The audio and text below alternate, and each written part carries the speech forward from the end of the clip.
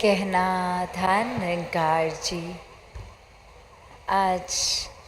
तकरीबन 1 महीने के बाद जो वापसी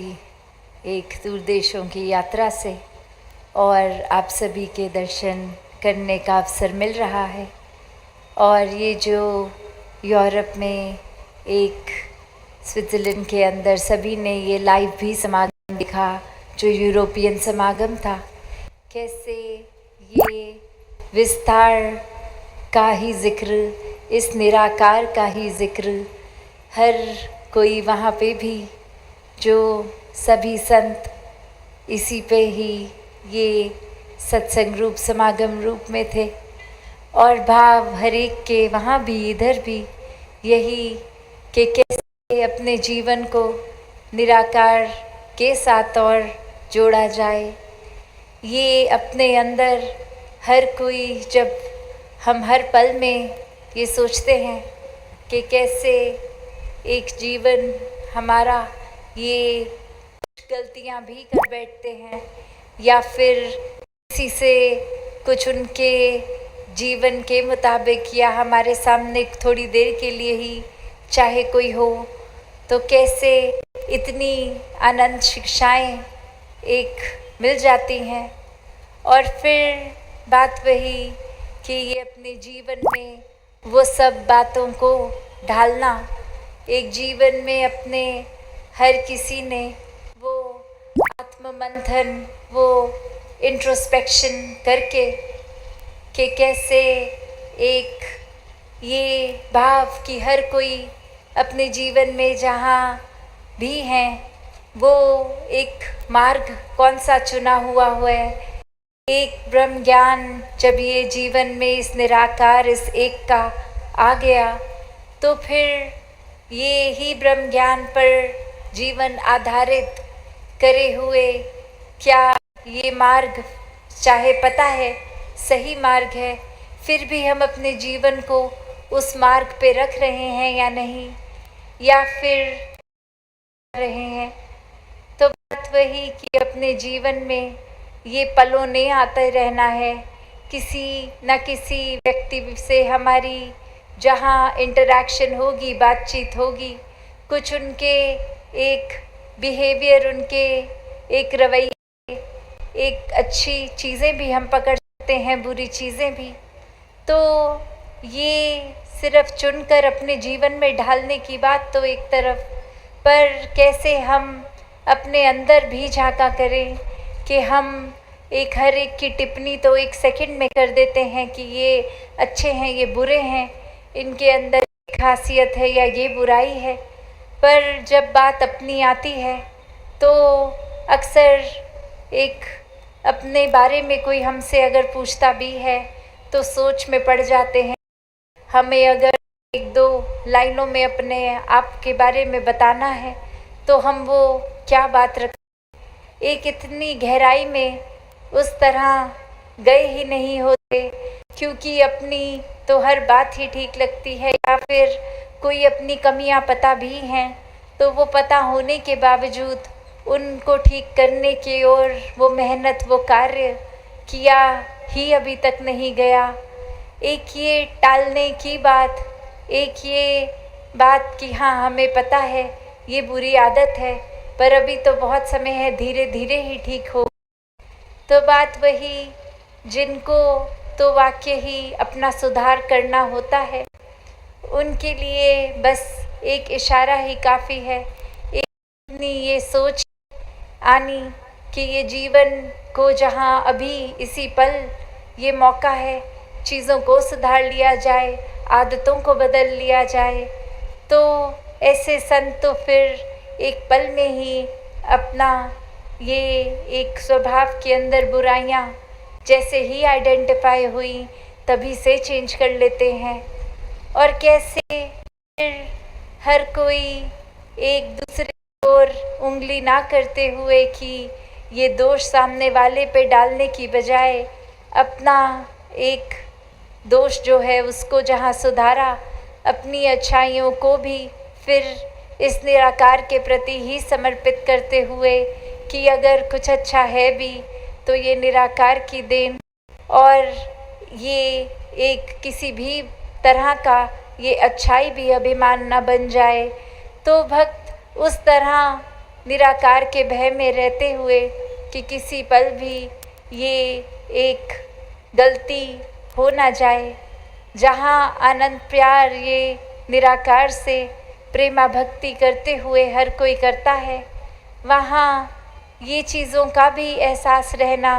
कि ये तन मन धन चाहे निराकार ने संभाल करने के लिए दिया है,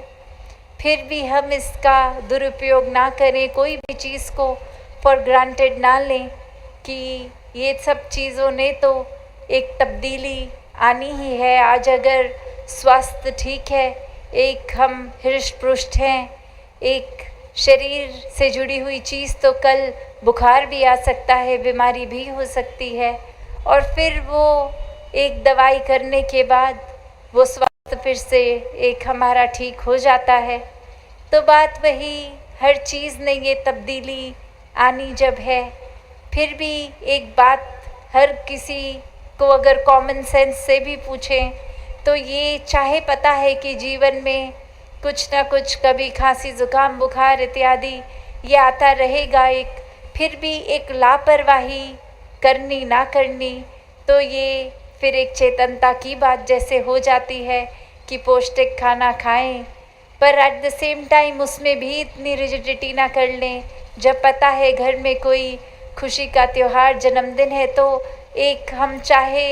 एक अपनी एक्सरसाइजेस भी करते हैं, अच्छा खाना खाते हैं, पर उस दिन फिर वो अवसर मौके के हिसाब से वो एक मीठा केक खा लेते हैं। तो बात यहाँ बैलेंस की है, और उसी तरह संसार में सब कुछ है, और कैसे ये चुनाव हमारा क्या रहता है, एक अच्छाइयाँ बुराइयाँ, तो हमने अपने अंदर को कैसे बैलेंस करना है। ऐसा तो नहीं होगा कि अगर हम एक काले एक कोयले की खान में जा रहे हैं तो बिल्कुल भी कोई एक कालक लपट ना पाए। संसार में तो जहाँ अच्छी बातें हो रही हैं, बुरी बातें भी होंगी, बस बात वही कि वो कालक पूरी मल के ना अपने ऊपर आ जाएं। एक वो भाव, एक वो जिस तरह एक कपड़े को जैसे ही हम धो लेते हैं उसी समय कालक ये निकल जाती है। तो बात वही कि चाहे ये संसारिक कोयला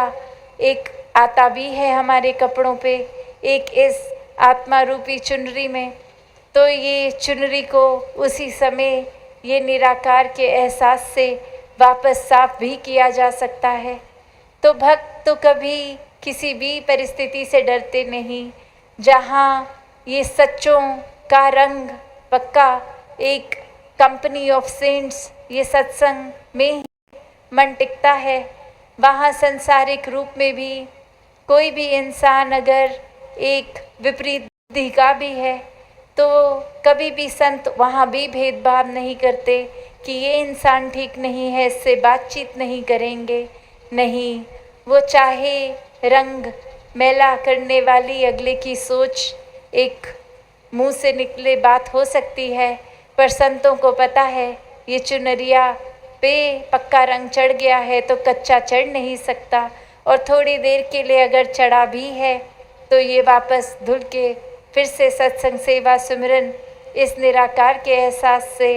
इसने वापस साफ हो जाना है। तो कैसे एक जीवन में हर पल को जीने की बात है। एक सिर्फ हम अक्सर इस बात में भी फिर एक बायसनेस डाल देते हैं कि हम सत्संग जाते हैं, वो सत्संग नहीं आते, तो हम ठीक हैं, वो ठीक नहीं। नहीं, ये ब्रह्म ज्ञान ने तो सारे फ़र्क मिटा दिए हैं। एक मैं और तू जैसी कोई बात ही नहीं। एक कण कण में सिर्फ और सिर्फ निरंकार का वासा है, और सभी ये एक है। यहाँ ये ड्यूअल रिश्ता ही नहीं, मैं और तू है ही नहीं, जो कुछ है सब तू है। तो फिर जो वाकई ही इस निराकार में रहते हैं, हर पल मन टिकाते हैं, एहसास में रहते हैं, उनके जीवन में फिर एक स्वाभाविक रूप में ही ये पॉजिटिविटी आती रहती है। नेगेटिविटी अगर थोड़ी देर के लिए आए भी तो वो एक पक्का घर नहीं बना पाती, और सिर्फ वो कोई उस तरह नहीं, ये संतों की अपनी एक भावों के वजह से, एक विश्वास के वजह से कि बुराइयों ने आना भी हो तो आकर टिक नहीं पाते। जैसे अभी सत्संग में भी हम सुन रहे थे कि मन में नेगेटिविटी अगर आए तो वो अपने पैर पक्के ना कर सके। वो साथ ही इस निराकार को मन में बसाया, ये एहसास करते हुए कि अंग संग हर पल निराकार मौजूद है। और यहीं से वो वापस मन को ठंडक मिलनी शुरू, वापस वो पॉजिटिव एक जर्नी शुरू। तो हर किसी को जहाँ चेतनता ब्रह्म ज्ञान से दातार ने बख्शी है, उसका प्रयोग भी हर पल में करना ज़रूरी है। सिर्फ ये ज्ञान मात्र ही काफ़ी नहीं, ज्ञान को कर्मों में ढालते हुए हर पल चेतन रहते हुए ये प्रेमा भक्ति ही, ऐसा ही जीवन सफल होता है। हर किसी के लिए ये जो जीवन जिया जाए तो ही सफल होता है। तो अभी जैसे समर्पण दिवस भी आ रहा है और कैसे ये सद्गुरु बाबा हरदेव सिंह जी महाराज के जीवन को, जहाँ अनेकों पल पल में सिखलाइयाँ थीं, उनको जीते जी इस मिशन को आगे लेके जाना है। और फिर नवंबर में जहाँ दासी आप सबके दर्शन, एक अक्टूबर 31 से समागम, और वहाँ पे भी आपके दर्शन इस रूप में। और यही ख्याल आ रहा था कि हर साल जैसे समागम की कोई ना कोई थीम होती है, पिछले कुछ सालों में जैसे सुकून रहा, विस्तार रहा, तो इस बार सोचा कि अपने अंदर झांकें, ये आत्म मंथन की इस थीम को लेके ये समागम भी हो। तो दातार हर एक पे कृपा करे कि ये निराकार जब हर जगह है, अंदर भी बाहर भी, तो अंदर से बाहर का विस्तार भी जहाँ बहुत ज़रूरी है, वहाँ अपने अंदर भी विस्तार करते हुए अपनी सोच से ये आत्म मंथन, मन का, बुद्धि का, हर तरीके से इस तरह भी अपने आप को चैनलाइज रखें, एक ठीक रास्ते पे रखें, एक सही मार्ग पे सही सोच संतमति के साथ हर कोई जीता जाए। सत्संगत जी, धन निरंकार जी।